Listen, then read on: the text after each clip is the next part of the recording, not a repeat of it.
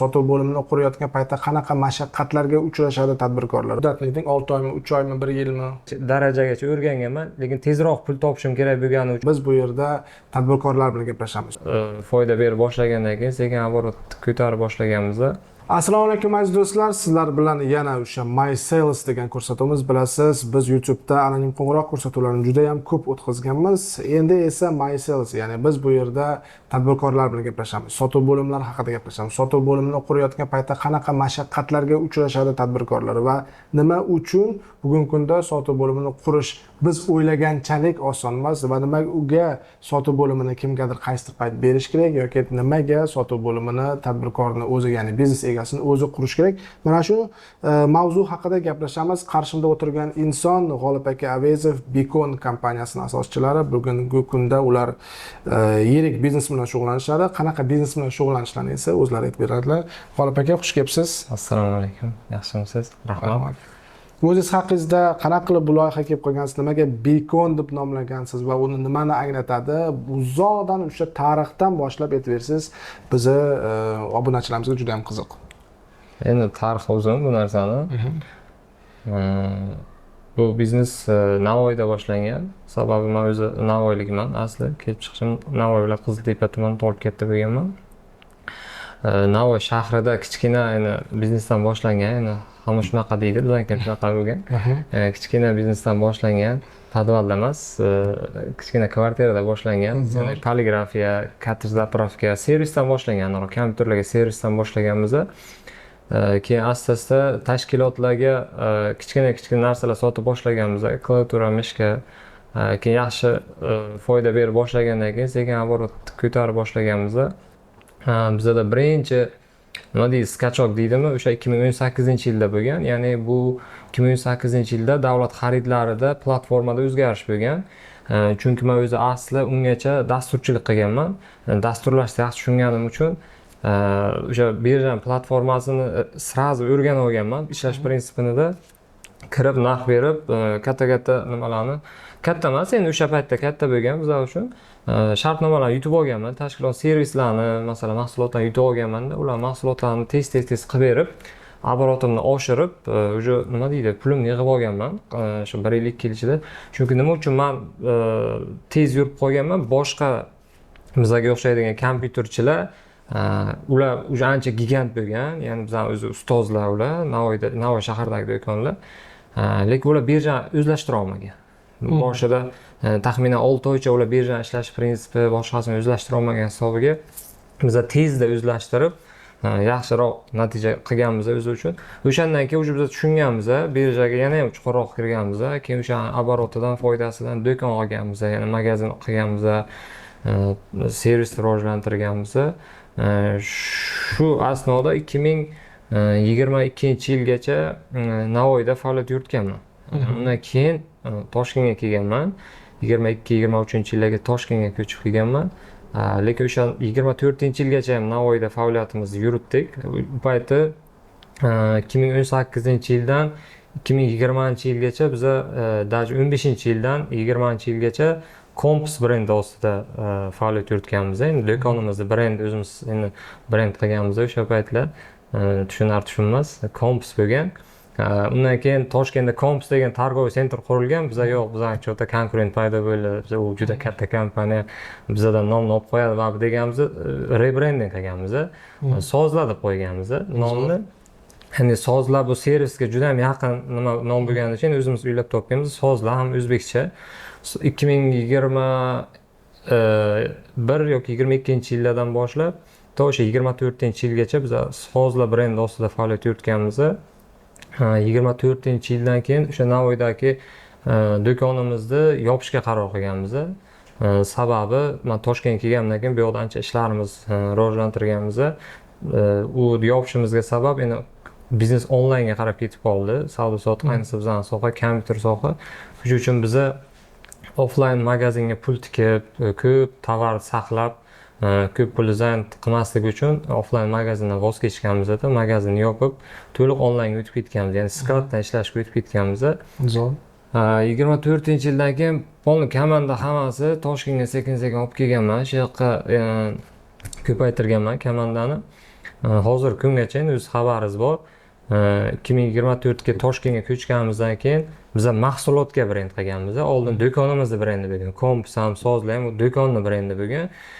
Bikon bu esa mahsulotni brendi. Ya'ni biza sotadigan yoki biza o'sha ishlab chiqaradigan, biza import qiladigan, biza sborka qiladigan mahsulotlarning brendi bu Bikon. Ya'ni o'zimizni shaxsiy brendimizni uylab topganmiz bu narsani. Bikonni o'zi B2 kon degan konus, ya'ni ikkita konusni birlashtirib hosil bo'lgan shaklda nomi, ma'nosi shunaqa.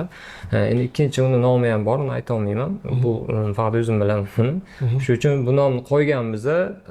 Hozir shu brend ostida mahsulotlar ishlab chiqaryapmiz. To'g'risi notebook, monoblok, monitor ishlab chiqaryapmiz. Keyin mini kompyuter degan narsa bor, kichkina kompyuter, shu narsa ishlab chiqaramiz. Zo'r. Hozircha shu Gap yo'q. Yo'ldamiz. Gap yo'q. Tarixingizni aytib beryapsiz. Menga juda ham qiziq. Birinchi savolim, mana siz o'sganmiz, birjada qatnashganmiz va hokazo deyapsiz. Endi har bir biznes o'zi qaysidir etapga kelganda o'sish bo'lgan davri bo'ladi. Va sizda aynan mana shu o'sish, ya'ni birdaniga o'sib ketish nuqtasi qayerda bo'lgan? O'sha birinchi skachok o'sha 2018-yilda bo'lgan. Chunki biza o'zi 2015-yilgacha davlat korxonasida ishlaganman-da. Oliy ma'lumot bilan Navoiy konchilik institutini tugatganman-da, kombinatda o'sha o'zim yo'nalishim bo'yicha davlat korxonasida injener bo'lib ishlaganman. Oxiri 2025-yil yaxshi oylikka chiqqanman, lekin maqsadlarimga bu oyligim bilan yeta olmasligimni tushunib yetganimdan keyin davlat ishdan voz kechganman. 25-yil o'sha kichkina servisdan, poligrafiyadan boshlaganmiz o'zi. Keyin 2018-yilgacha kichkina bizneslar qilib tirikchilik uchun ishlaganmiz. Ya'ni biznes o'zi-yu, lekin tirikchilik biznesida. Endi unaqa katta biznes bo'lmagan, kichkina biznes bo'lgan. Nima deydi, qorin tuyarga yetgan puli, ro'zg'orda yuritganmiz. 2018-yilda o'sha birjada birdan o'zgarish bo'lgan, ya'ni platforma umuman o'zgargan, boshqa bo'lgan. Ungacha ham birjada ishlaganmiz, lekin juda qiyin bo'lgan ishlar, chunki hamma yoq egallab olingan, monopoliya deydimi, masalan, hamma tashkilotlar o'zaro kelishib ishlaydigan bo'lganda bizga deyarli nom bo'lmagan o'sha paytda, chunki biz endi kirib kelganmiz, hech kim ishonmaydi, pulimiz yo'q, nimadir tovar yetkazib berishga, shunga o'xshash narsalar.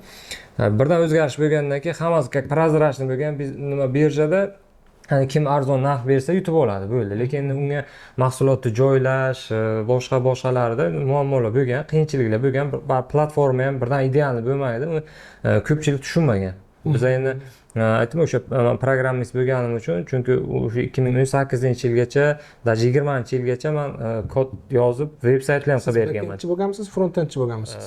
Men dvijokchi bo'lganman, WordPress, jumlada yozganman. To'g'risi, faqat kodda juda mukammal emas, lekin ayrimlarni qaysi darajagacha o'rganganman, lekin tezroq pul topishim kerak bo'lgani uchun men dvijokka o'tib ketganman. O'rganib yurishimga sharoit to'g'ri kelmagan. O'shandan keyin birjada birdan o'zgarish bo'lgandan keyin hech kim tushunmagan. Biz sразу registratsiya bo'lib, birjaga mahsulotlarni qo'yib, tashkilotlar qo'yibdi-da, biz arzimagan narxni ozgina tushirib, masalan 100 ming so'm qo'yilganda 99 ming so'm yutib olaverganmiz. To'g'ri, u yerda postavchilar ham, ta'minotchilar ham, bizga anavlar tashkilotlar ham pretenziya qilgan, biza olib bo'lgandek mahsulotni shartnomani bekor qilgan. O'shanda 30-40% bekor ham bo'lgan bo'lishi mumkin, lekin 60-70%ni biza olganmiz, o'sha shartnoma qilib berganmiz. Shuna qilib berganmiz hisobiga bizada o'sha paytda birdan o'sish bo'lgan, to'g'risi. Chunki biz biznes boshlashimizda bir so'm pul tikmaganman, yo dadamning puli, yo uyimni, mashinamda hech narsam bo'lmagan o'zi.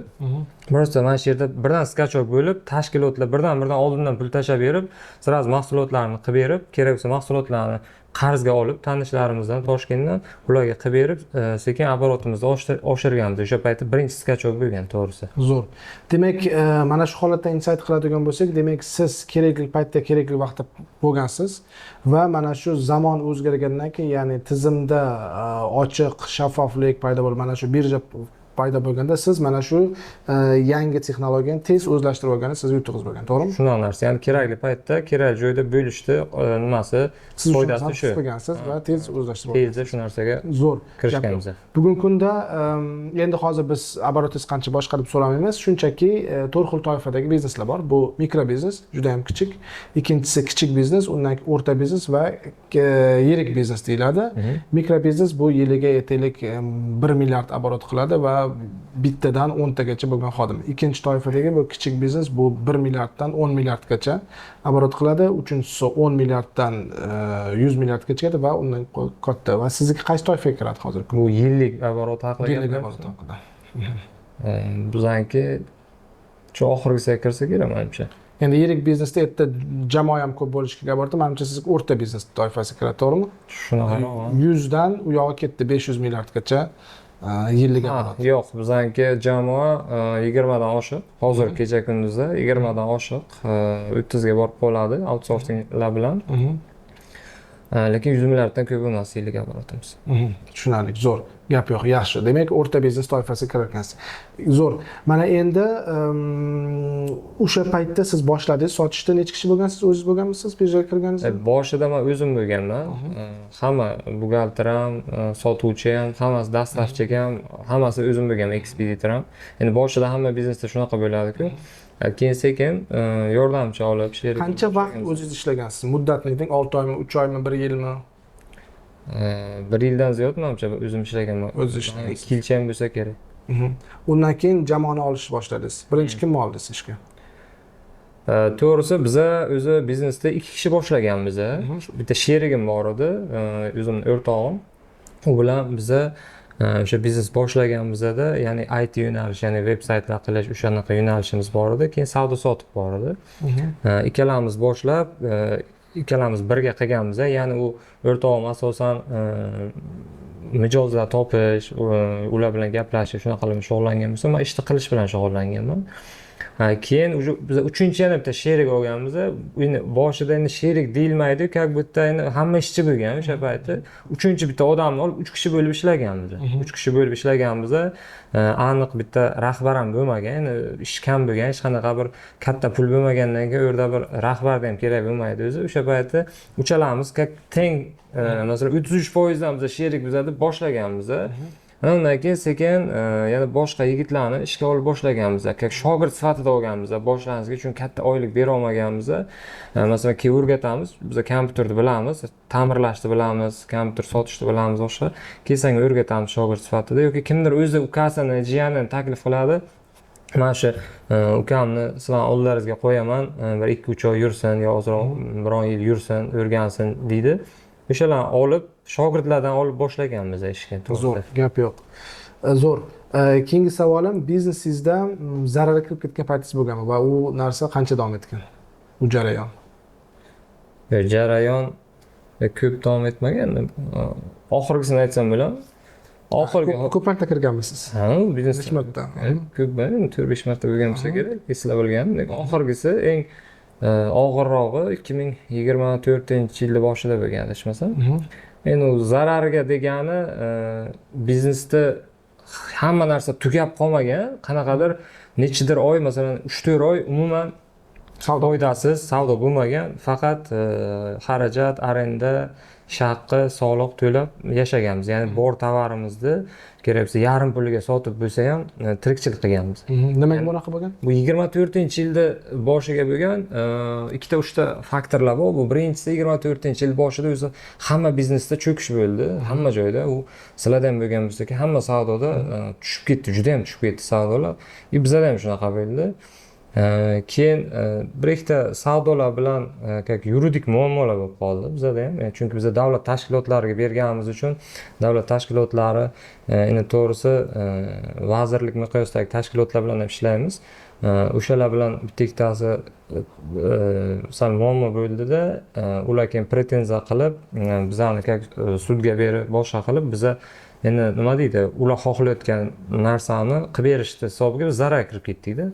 Pul qaytarganmizmi yoki tovarni qaytarib boshqa tovar berganmizmi? O'rniga boshqa tovar qilib berganmiz.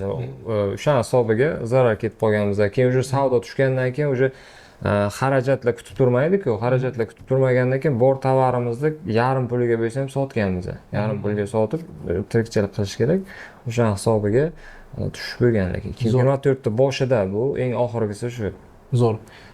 Endi bu holatga ikkita savol. Nimaga bu savolni beryapman? Chunki biznesda mana bugungi kunda har doim odamlar qiyinchilikka uchraydi va hamma har xil chiqib ketadi.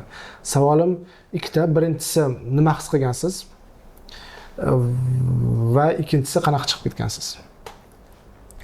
o'zi nima deydi, unaqa zararga kirib ketish nima deydi, men uchun qo'rqinchli holat emas, chunki men biznes boshlashgan paytim, keyin boshlagandan keyin ham o'zim har doim aytaman bu narsani.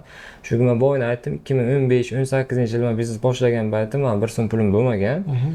Hozir ham masalan meni kimdir mol mulkimni tortib olsa ham men roziman. Chunki u beradigan oladigan ham Xudo. Shuning uchun men kuymayman u narsaga oladimi, zararmi, boshqami, faqatgina xulosa qilishimiz kerak. Ya'ni o'zi nimaga bunaqa bo'lyapti? Nima xato qildik? Zo'r. Xulosa qilish kerak. Xulosa qilgandan keyin shu xatoni qaytib qilmaslik kerak. Bo'ldi, o'sha xatoni qaytib qilmaslik kerak, o'sha yo'lga kirmaslik kerak. Zo'r. Nimaga bunaqa bo'lgan ekan unda? Keyingi savolimiz. Bu biznesda o'sha nima deydi, men ozroq nima deydi, aralashmay qo'yganman, ya'ni sal tashqariga bo'lib qolganman. Biznes haqiqatan ham yaxshi kelayotgan payti men operatsiyonkadan chiqib nazorat kamaytirganman. Nazorat kamaytirgan hisobiga shogirdlarda ozroq mas'uliyatsizlik ham bo'lmaydi, ozroq yoshlik deydimi, mana shunaqa e'tiborsizlik tufayli ular hozir ham ishlayapti. Hozir kerak bo'lsa o'sha qilgan xatolarni 10 baravari bilan kerak bo'lsa foyda olib keladi. Hozir ham olib kelgan ular. Bu men ulardan hech qanaqa xafa yo boshqa narsa emas. Ya'ni aytmoqchimanki, o'sha ular bilmaganda, masalan, balkim bilimi yetmagandir yoki aqli yetmagandir. O'sha xato qilgan, lekin men hech qachon uni urishmaganman yo so'kmaganman yo o'sha zararni qoplab berasan deb shu paytgacha birorta shogirdim unaqa demaganman. Ya'ni u realni bilmasdan qilgan bo'lsa shunaqa. Lekin bor shogirdlar, nima deydi, shogird ham bo'lmaydi-ku ularni.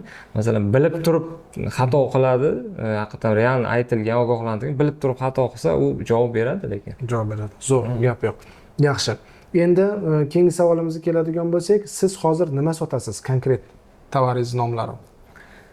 Biza monoblok sotamiz. Eng ko'p sotadigan narsamiz bu monoblok, ikkinchisi notebook, keyin shaxsiy kompyuter, ya'ni monitor, protsessor, PC deymiz o'zimiz tilda. PC deydi. Shaxsiy kompyuter, personal kompyuter desa ham bo'ladi. Keyin mini kompyuter bor, bu juda ko'p sotilmaydi. Bizda O'zbekistonda ommalashmagan, lekin chet ellarda juda ommalashgan, kichkinagina bo'ladi. Keyin monitor sotamiz. Ya'ni monitor ham hali biz monitorimizda uncha populyarni qilmadik, lekin notebook bilan monoblogimiz ko'p sotiladi. Tushunarli, zo'r. Endi yana bitta savol kelib chiqyapti. Nimaga aksessuarlar sotmaysiz? Biz sotganmiz aksessuar. Ya'ni mana bunaqa holat bo'lgan. Biza o'sha onlaynga o'tgan paytimiz, o'sha do'konimiz bor payti org texnikaga oid hamma narsa sotganmiz. Naushnik, nima deydi, televizorga ketadigan unaqa smart boxlar, klaviatura, mishkan har xildan sotganmiz. Bu assortiment qanchalik ko'p bo'lib ketgandan keyin uni nima deydi, bosh og'rig'i ham ko'payib ketaveradi, to'g'risi. O'sha keyin biz onlaynga o'tganimizdan keyin ham bu narsani davom ettirganimizda marketplace'larga ishlab boshlaganmizda, Alif, Zudmol, Uzun marketlar paydo bo'ldi. Biz hamma narsa sotamiz o'ylaganimizda. Ya'ni bizga taalluqli hamma narsani sotib boshlaganimizdan keyin marketplace'larda asosan nima deydi, o'zimizda yo'q narsalarni ham qo'yib zakaz tushsa keyin ko'chadan olib kelib berib sotganmizda. Asosan shunaqa o'zi, ya'ni pul ko'p tikmaganmizda tovarga. Lekin shunaqa holatlar bo'lganki, biza savdomiz zo'r bo'lib turgan paytda nimadir tovarni topa olmay qolganmiz. Bozorda yo'q, umuman topib bo'lmaydi u narsa. Tugab qolgan, eskirib qolgan tovar yoki. O'shandan zakaz tushgan, biza topib bera olmaganmiz, keyin bizning do'konlarni marketplace'da bloklagan. Ya'ni oyiga normal оборот qilib turgan do'konni bitta tovar topib bera olmagan hisobiga bloklaydi, shu bilan 2-3 oyga qaytib o'sha оборотga chiqish kerak. Ya'ni qaytib noldan reytingini ko'tarish kerak. O'shanga xulosa qilganmanki, biz aniq o'zimizning mahsulotlarimizni lineykasini aniqlab olishimiz kerak. Fokusimizni, qarochi, bitta, ikkita yoki 5 xil mahsulotga jamlashimiz kerak. O'shanda yaxshi natija bo'ladi deganimizda, hozir shunaqa. Ya'ni o'sha 5-6 xil mahsulot, masalan, monoblok bo'lsa, uni parametrlari har xil bo'lishi mumkin, lekin bu monoblok degan bitta mahsulotda. Personal kompyuter bor, sistemli blok bor. Ya'ni sistemli blok monitorsiz kompyuter. Buni ham talabi ko'p, to'g'risi. Keyin notebook, 2-3 xil notebook sotamiz, ya'ni eng ko'p sotiladigan ofisda notebooklar. Lekin unaqa qimmat, igravoy notebooklar hozircha sotmaymiz. Zo'r. Fokusni bitta narsaga qaratganingizdek, o'sha monoblok, notebook, personal kompyuterlarga qaratganingizdek, savdoyingizda mana bu assortimentlaringiz chiqib ketgandan keyin, keng assortiment chiqib ketgandan keyin savdoda qanaqa o'zgarish bo'ldi? Yaxshi tarafga bo'ldimi yoki zararga kirdingizmi? Yo'q, yaxshi tarafga o'zgaradi. Yaxshi tarafga o'zgardi. Yaxshi taraf. Chunki o'sha tushadigan zakazlarni, shu buyurtmalarni tez обработка qilib, o'sha mahsulotlarni tez yetkazib berasiz, ko'proq оборот qilasiz. O'sha mahsulot bo'yicha siz chempion bo'lasiz-da. Masalan, har xil mahsulot qilib tashlaysiz, birontasida chempion bo'la olmaysiz. Ya'ni siz hammasida past reytingda bo'lasiz. Lekin 5 xil mahsulot sotsangiz, o'sha 5 tadan hech bo'lmasa siz birinchi, ikkinchi o'rinda yurasiz-da. Bu degani ko'p sotasiz. Yani bitta mahsulotdan ko'p son sotasiz. Uni yig'ishda ham, olib kelishda ham, tashishda ham, hammasini uchotini yuritishda ham ancha oson lekin. Zo'r gap yo'q. Yashang. Yaxshi model. Unaqa bo'ladigan bo'lsa, keling bitta ish qilamiz siz bilan. Obunachilarimizga ham menimcha juda ham qiziq bo'ladi. Mana siz hozir o'rta biznes qatoriga kirar ekansiz. Обороtingiz ham kichkina emas ekan. Shunaqa ko'rsatkichlaringiz bor oborotda keling sotuv bo'limingiz shunga nima desa bo'ladi? Mosmi yoki yo'qmi bitta qo'ng'iroq qilib ko'rsak. Bolalaringizga call centeringiz bor sizda, to'g'rimi? Ya'ni javob beradigan shaxslar bor, mutaxassislar bor, ular bilan bir gaplashib, bir nima monoblok so'rab ko'ramizmi? Mayli, nima so'rasa. Xafa bo'lish yo'q-a? Yo'q, bemalol. Gap yo'q. Biz ham bo'la olamiz. Zo'r. Necha raqamlari? 90lik, 619, 98, 88. Ketdik. Aziz do'stlar, anonim qo'ng'iroqning bir qismini qo'shib qo'yamiz. Mana shu ko'rsatuvimizga qo'ng'iroq qilib ko'ramiz G'olib akani, aynan Beacon kompaniyasini sotuv bo'limi qanaqa ishlayotgan. Qiziqmi sizlarga? Agar qiziq bo'ladigan bo'lsa, albatta like qiling. Assalomu alaykum. Va alaykum assalom. Aka, men bu raqamingizni beruvdi, notebook kerak edi bizga. Allo. Alo, eshitilyaptimi? Allo, assalomu alaykum. Eshitilyapti? Bizga mana bu nima kerak edi? Monoblok kerak edi ishxonamizga. Mayli aka, monoblok kerakmi yo notebook kerakmi? Yo'q, notebook emas, notebook deb noto'g'ri aytib qo'ydim. Monoblok kerak, nimasi bor? Monitor, katta monitor. Yaxshimisiz? Sonlar yaxshi. Rahmat. Charchamayapsizmi? Rahmat. Siz anonim qo'ng'iroqdasiz, do'stim. Mayli. Sizni butun O'zbekiston hozir ko'radi, yoki mashhur bo'lasiz yoki sharmanda bo'lasiz. O'shaning uchun bizga monoblok kerak. O'sha bo'yicha qisqacha nima kelsangiz, qanaqa bo'ladi, qanaqasi yaxshi olishimiz. Xo'p, tushunarli. Islombek aka, sizga qanday maqsadlarda monoblok foydalanmoqchisiz? Ofisdami yoki nima desam ekan? Word, Excel yoki quruqroq programmalarda ishlatmoqchimisiz? Ya biz endi ishxona o'zimizga, shu bizga bazaviy ishlarni bajaradigan bir nima kerak-da. Bor. Xuddi shunaqa aynan sizlarga monoblok bor. 24 diagonallik, HD ekranlik, protsessori Core i deydi. Interaktiv xotirasi, tezkor xotirasi 8 GB. Doimiy tezkor xotira SSD 512 GB'lik monobloklarimiz bor. O'zi oq rangda. Zo'r. Ofisga, call centerlarga ishlatsa bo'ladi bemalol. Bo'ladi. Tushunarli. Qaysi kompaniyaniki u? Beacon kompaniyasininki o'zimizda ishlab chiqarilgan, o'zimizda sborka qilinib, Beacon kompaniyasiga bo'ladi. Agar sizning firmangizga zakazma qilib berishning imkoni ham bor. O'zingizning brendingiz bilan birga chiqarib berish imkoni ham bor. Logotip urib berasizlar? Albatta, logotip, misol uchun Shark bo'lsa Shark yoki boshqa brend bo'lsa, boshqa brendlarni ham qo'yib zakazga chiqarib berish imkonimiz bor. Zo'r, gap yo'q. Qancha bo'ladi endi o'sha Core i5 512 talik dedingiz?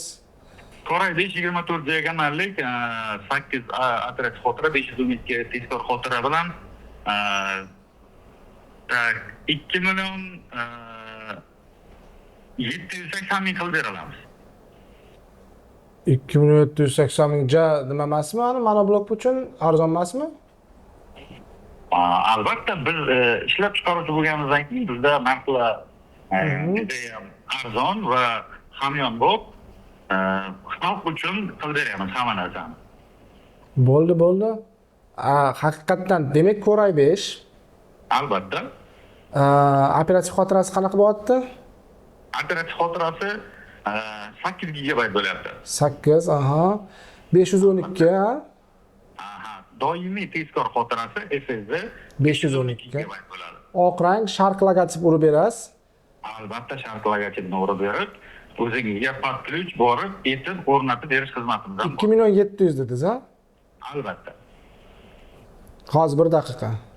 Narx. Buni ichida, misol uchun, Hozir 1 daqiqa, 1 daqiqa. Narx to'g'ri aytildimi? Yo'q. 2.700 ga Core i5. 2.700 ga Core i5. Hozir o'raman. Bo'ldi. 100 ta olib bersam? Yo'q, 100 ta emas, bitta. 2.700 ga hozir men monoblok olaman. Monoblok. Core i5, Core i5 operativ xotirasi 8 gigabayt. 8 GB. Doimiy xotirasi 512 gigabayt 512 deyapti. talik. Ekran diagonali 24 dyuym deyapti. Rangi oq, klaviatura mishkasi komplektida. 2.700 ovoramiz, ha? Ovoramiz, ha, hurmatli obunachilar? Ovoramiz. Tashang. Bo'ldi, sizlarga qanchaga va nech bo'ladi? Bitta dona ertagaga. Shartnoma jo'nating, inini aytaymi? Albatta, immunizatsiyangiz yozib olardim. Bu hozir menga shunaqa narx qilyapsizlarmi yoki o'zi har qanaqa odam qo'ng'iroq qilsami? Chunki hozir biz agar bunaqa narx bo'lsa, mana shu yerda hozir raqamingizni qoldiramiz. Yo'q, shunaqa. Jismoniy shaxslarda va o'zi jismoniy shaxslarga Aha. va nima edi B2B mijozlarga va B2G mijozlarga ham respublika bo'yicha mahsulot sotamiz o'zi aslida. Hozir siz qanaqa hisobladingiz buni? O'zingizda ko'p sotirib kalkulyatorsiz bu yoki egizingizga qaradingizmi? Toshlarni boshqa. Hammasini narxini o'zimda yod qilib olganman. Menga bu praktikamda anchadan beri asqotadi. Monologlarni kelish narxi, ularni sotilish narxlari hammasi o'zimda bo'ladi. O'zim yonimda olib yurmayman. Ko'p sotgan uchun. Narxlarni yoddan olaman. Klaviaturangiz sichqoncha ham berasiz? Albatta, oppoqqina klaviatura sichqonchasi ham bo'ladi. Bu Windows ham o'rnatib berasizmi ichiga? Albatta, Windows o'rnatib berib, 1 yil garantiyasi bilan beriladi. Servis xizmati, 1 yil servis xizmati ham bor. Agar mabodo biror nima bo'lib qolib, Windowslari o'chib, 1 yil davomida biror nima bo'lib qolsa, bizning servis markamizga call centerga telefon qilishadi. Ular bartaraf qilib berishadi va hamma barcha muammolarni. Qoyil bo'ldi. Yaxshi, men inini yozib yuboraman sizga, shartnoma chiqarasiz. Albatta. Biz o'tkazib olamiz. Bo'lsa, men sizga o'zim yozib qo'yaman. Sizni Faqat ertaga bank oxirgi ish kuni, ertaga ulgurishimiz kerak. albatta, ertaga ulgurishlaringiz kerak. Bitta to'lov bo'lgan haqida porучение yuborib bersangiz, soatning ichiga qayerga yetkazib berishni aytsangiz, biz o'sha paytda yetkazib berishga harakat Bo'ldi, lokatsiyalarni boshqa bilan gaplashamiz. Men hozir sizga bir yarim soatlarda inini yozib yuboraman. Bo'ldi. Quvvatli mijoz kutamiz sizni. Rahmat, tanishganimdan xursandman. Xo'p. Mayli, sog' bo'ling. Rahmat, charchamang. Xo'p, kutaman. Mahsulot narxini yoddan aytyapti-ku. Aha. Bu bizada assortiment kamligi uchun bularga yod bo'lib ketganda, shu mahsulotdan kuniga 20-30 ta odam bilan gaplashadi-da. Bu Hozir men internetda agar mana shu ko'rsatkichni qilsam, kamida 5-6 million chiqadi. Yo'q, 5-6 million chiqmaydi. Bozorda narx bizaniki yarim narxi bozor deb ayta olmayman, lekin arzonroq. Lekin 5-6 million emas. Bu hozir Ma'murjon aytgan parametr eng ko'p sotilayotgan monobloklardan. Yo'q, chunki Core i5 bo'lib turib, bunaqa funksiyani bajarib turish, bu kuchli kompyuter olyapmiz hozir, monoblok olyapmiz. Oddiy emas. Core 3 olganimiz yo'q. Office uchun kuchli. Chunki buni video kartasi yo'q. Bu Office uchun Core i5 ikkinchi pokoleniya bo'ladi. Shunga e'tibor bering. Yo'q, u pokoleniyasi ikkilamchi masala. Lekin Celeron protsessor bor-da. Celeron protsessor hozir notebook olaman desangiz ham $400 chiqadi. Celeron protsessor toshi bilan, nima bilan qilsangiz. Hozir biz nima yoki monoblok nimadan kamroq yuradi? Yo'q, monoblok notebookdan ko'ra ozroq arzon yuradi, lekin bitta narsa bor-da. Masalan, hozir ma'mur taklif qiladigan monoblok DDR3. DDR3 bor.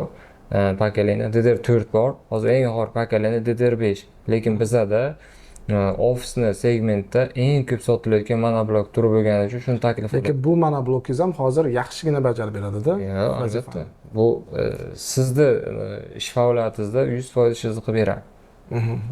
Qoyil, gap yo'q. Mana shunaqa do'stlar, qoyil, lekin yaxshi gaplashdi akamiz. Yo'q, zo'r. Baholaymiz. Baholarni ham albatta cheklislarni sizga nima qilib qo'yaman, jo'natib qo'yaman. Sizlar esa hurmatli do'stlar, qanaqa gaplashganlarini bilib olaylik. To'g'ri, bizni biroz tanib qoldilar. Shunga qaramasdan baribir gaplashishlari yuqori darajada deb hisobladim. Yashang. Zo'r. G'olib aka, unda keyingi holatga keladigan bo'lsak, sotuv bo'limimiz bormi? Sotuv bo'limi bor. Nechta odam ishlaydi? Sotuv bo'limida 8-9 kishi ishlaydi. Hozir kecha kunduzda 8-9 kishi ishlaydi sotuv. Zo'r, gap yo'q. Mana siz bilan bir 3 oy oldin tanishdik. Mana hozir siz bilan birga ishlayapmiz. Nima o'zgartirishlar kiritdingiz bugungi kunda sotuv bo'limimizga? Birinchi o'rinda sotuv bo'limini ozroq kengaytirdik. Chunki biz oldingi yillar kam sotuvchi bilan ishlaganmiz. Ya'ni sotuv bo'limini emas, asosan boshqa bo'limlarni kuchaytirishga harakat qilganmiz. Ishlab chiqarishda, ta'minot, buxgalteriya ularni zo'r qilib kelganmiz. Endi 25-yilga shu sotuv bo'limini cheki shu yilga ekan. Sotuv bo'limini hozir 25-yilga kuchaytiramiz. Ya'ni komandani ham kengaytiramiz, ularning bilimini ham oshiramiz va sotuv bo'limini даже tizimlashtiramiz. Uni nima deydi, atmosferani qo'yib, call center qilib, sotuv kanallarini hammasini bitta-bitta alohida qilib, analizlar qilib, даже hozir 25-yildan marketingga уже kuchli kirishdik. Ya'ni marketing, media orqali ko'proq mahsulot sotish ilinjida.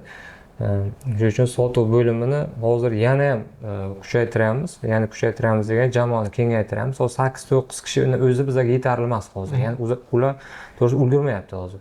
Real ulgurmayapti. Ya'ni bozor obyomi katta, bozorga kirib boryapmiz. Mana o'zi narxni ko'rib hayron qolyapsiz-ku. Boshqalar ham xuddi shunday taqqilatib olyapti. Chunki biz 2025-yil uchun 2015-yildan beri tayyorgarlik ko'ramiz, xudo aytganda. Shunda 2015-yil biznes boshlagan bo'lsak, shunaqa komanda bo'lishini, mana shunaqa tizimli ishlashni shu necha yildan beri harakat qilib kelamiz. Endi o'sha hisobiga hozir savdolar ancha oshgan, bozor ham ancha kengaygan. Shuning uchun sotuv bo'limini tizimlashtirib, nima deydi, kengaytirish hozir nima deydi, majbur bo'lyapmiz, xohlaymiz. Zo'r gap yo'q. Endi menda xos savol tug'ildi. Odamlar olishyapti arzon bo'lgani uchun. Siz marja kam qo'yasizmi deyman, narx-navo bunaqa bo'lishi uchun? Qanaqa, yoki o'rtacha qo'yasizmi yoki ko'p qo'yasizmi?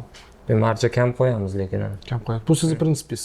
Chunki biz endi savdoni o'zi shunaqa-ku, оборот berib turish, aylanib turish kerak deydi-ku, yong'oqda shahar shuhrat qiziqaman deydi. Lekin pribelda biza zararda emas, lekin tezda aylanib tursa agar, ya'ni ko'proq sotish, kam qimmat emas, ko'proq kam marja bilan ko'proq sotish, shunaqa prinsip. Qimmatroq, ko'proq marja qo'yib turib sotish haqida o'ylab ko'rganmisiz yoki qilib ko'rganmisiz? Qilib ko'rganmiz. Nima paytimizda, Navoiyda paytimiz do'konimiz shunaqa edi. Navoiy shahardagi eng qimmat do'kon edi. Bizaniki hammasilar qimmat edi. Lekin biz pribelda bo'lganmiz, sotganmiz, o'zimizga yarasha klient, ya'ni biz xizmat ko'rsatishni zo'r qilganmiz. Nima deydi, magazin atmosferasini, tovarlarni yaxshi qilganmiz, lekin sotardik. Ya'ni eng bu yerda biza qimmat, o'sha payti biza qimmat bo'lishimizga sabab biza necha yildan beri to'g'risi biznes qilsam, men faqat rasmiy ishlab kelganman. Ya'ni ofitsialniy prixod bilan mahsulot sotib olib, prixod bilan sotganman. Do'kondan sotgan paytda naqd pulga siz naqd pul berib ketsangiz ham kassa apparatga urib, shotga kirim qilganmiz. Unaqa qilganingizdan keyin soliq to'laysiz. Soliq to'laganingizdan keyin iloji yo'q, siz qimmat sotishga majbursiz. Ya'ni u soliq yuki oxirgi klientga, mijozga yuklanadi. Ya'ni agar soliq to'lamayman desam, sizga arzon berishim mumkin, lekin men soliqdan qochib o'zim riskka qo'yishim mumkin. Chunki men hozir shaqqillatib pulda ishlayman-da, lekin ketaveraman degan narsa emas. Men uzoq yillik, uzoq muddatli biznes qilaman uchun hammasini beli, ya'ni ofitsialniy ishlaganman. Hozir ham shunaqa. Masalan, biz Xitoydan olib kelamiz tovarlar, import zapchastlarni Xitoydan olib kelamiz. O'zimizdan ham ayrim narsalarni lokalizatsiya sifatida olamiz. Hammasini lekin rasmiy olamiz, перечисление bilan olamiz. Naqdga tovar sotmaymiz ham, olmaymiz ham. Zo'r gap. Tekda bo'lib qolishi mumkin. Masalan, siz men 3 million so'm menga bitta notebook bergin deb 3 million so'm tashlab ketsangiz, yo'q, biz faqat перечислениеga sotamiz deb sizni qaytarib yuborolmaymiz. Lekin o'sha pulingizda ham qonun qoida shunaqa bizada shotga kirim qilishga majbur. Zo'r, gap yo'q. Yashang. Mana shuning uchun ham sizni biznesingiz rivojlangan deb hisoblayman. Mana shuning uchun ham sizni biznesingizda baraka bor. Mana shuning uchun ham siz sof foydangiz yuqori deb o'ylayman. Zo'r, gap yo'q. Rahmat. G'olib aka, oxirgi savolim. Men 3 ta tavsiya berishingizni xohlayman faqat. Birinchisi tadbirkorlar uchun bo'lsin, chunki siz hozir o'rta biznes ekansiz. Bu degani siz mikro biznesdan va kichik biznesdan o'tib bo'lgansiz. Va mana shu mikro biznes bilan shug'ullanadigan, ya'ni oborotda aytaylik 50 milliondan 100 milliondan oshamayotgan insonlar uchun tavsiyangizni bering yoki kichik biznes bilan shug'ullanayotgan uchun tavsiya bering. Undan keyin sotuv bo'limi rahbarlari uchun tavsiya bering va sotuvchilar uchun tavsiya bering. Mana shu 3 ta ular nimalar qilish kerak. Chunki siz o'zingiz ham mana boshida biznes boshlagansiz, ham o'zingiz sotuvchi ham bo'lgan ekansiz, sotuv bo'limi rahbari ham bo'libsiz va mana hozir mukammal deb aytsak ham bo'ladi. Mana shu tadbirkorlikda qilyapsiz ekan. Shuning uchun birinchisi tadbirkorlar uchun nima maslahat berasiz? Tez o'sish uchun. Tadbirkorlar tez o'sishi uchun o'zini sohasini zo'r o'rganish kerak. O'zini sohasini bilish kerak. O'zim bilmayotgan sohasida biznes qilish bu xato deb hisoblayman men. Chunki men 2011-yilda birinchi kompyuterimni olganman. Ya'ni o'sha birinchi farzandim tug'ilgan payt xotinimga dekret puli bergan. 950 ming so'm qancha o'sha paytda Samsung notebook olganman. Hali ham bor o'sha notebook. Hozir xotinim ishlatardi notebookni, jiyanimga berdim adashmasam. O'sha notebookni olib men birinchi marta notebook qo'limga ushlaganman va o'sha payt o'rganib boshlaganman. 2015-yilgacha men o'sha kompyuterni o'rganganman. 5 yil. Kompyuterni o'rganib bo'lgandan keyin dasturlashni o'rganganman. Ya'ni kompyuterni faqat texnik emas, o'sha programmasini o'zi qanday ishlaydi, boshqa keyin servis qilganimizdan keyin men o'zim ta'mirlaganman kompyuter. Kartridj zapravkaganman, kartrijni printerni sochib, yig'ib, polni remont qilib berganman hammasini.